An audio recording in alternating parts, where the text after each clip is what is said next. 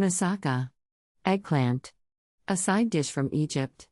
Serves 2. You will need 7 ingredients.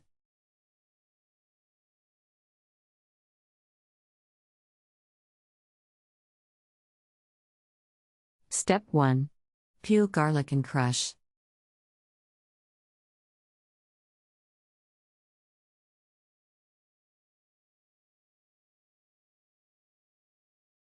Step 2.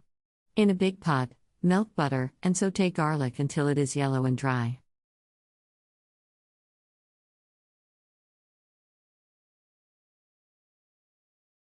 Step 3. Add tomato paste, and add 2 large tablespoons of vinegar into the pot and mix with the garlic and butter. Mix well, cook on very low for 15 minutes, and continue mixing it. Watch it or it may burn. Culture, countries, travel.